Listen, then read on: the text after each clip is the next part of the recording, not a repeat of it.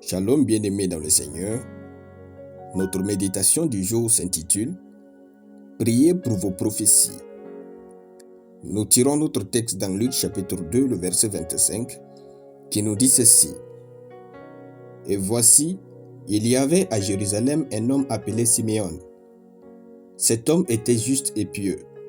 Il attendait la consolation d'Israël et l'Esprit Saint était sur lui. » Alléluia. Prier pour les prophéties faites à notre sujet est très important que les prophéties elles-mêmes.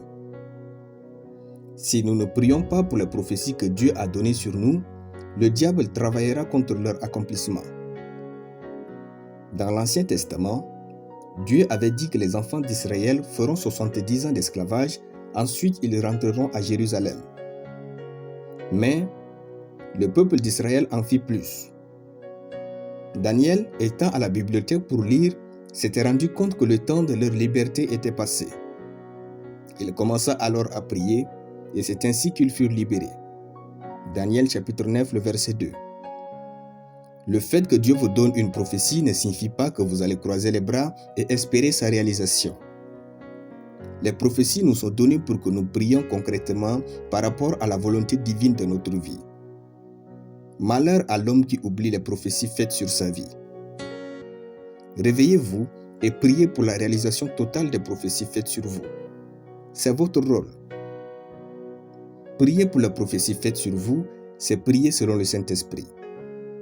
Décrétez un jour et une heure particulière où vous priez pour les prophéties faites sur votre vie. Vivre ainsi va vous maintenir dans la divine atmosphère du Saint-Esprit et votre sensibilité par rapport à votre futur sera parfaite et stable. Dans notre verset, Siméon était un homme qui attendait l'accomplissement de la prophétie du Messie. Quand Jésus était né et qu'on le lui présentait, il fut content et satisfait de sa vie.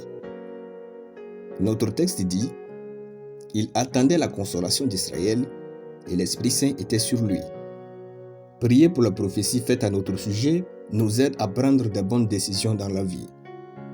Car les prophéties sont des outils de décision.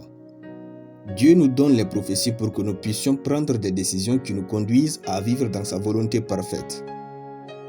Si la prophétie de Dieu dit que vous serez un grand homme d'affaires, allez faire les cours de vente, de finance et de marketing. Et si la prophétie dit que vous serez un président de république, faites les cours de sciences politiques et d'histoire. Regardez votre vie actuelle et regardez vos prophéties. Êtes-vous en parfaite adéquation avec elles? Que vos décisions correspondent toujours à la couleur des prophéties faites sur vous. Vivez en vertu de vos prophéties. Les prophéties sont des fenêtres sur votre futur. En priant pour elles, vous établissez à succès votre destinée. Alléluia. Nous allons prier. Merci Père pour la puissance de ta parole qui pénètre ma foi et mon esprit entier. Je déclare qu'aucune parole de ce que Dieu n'a dit de moi ne restera sans effet.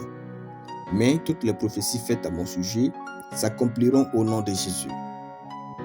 Je déclare que des multitudes célébreront Dieu pour sa fidélité et ses bontés dans ma vie au nom de Jésus. Amen. La lecture biblique en une année, Colossiens chapitre 1 à Colossiens chapitre 2. Soyez bénis, c'était le pain du ciel.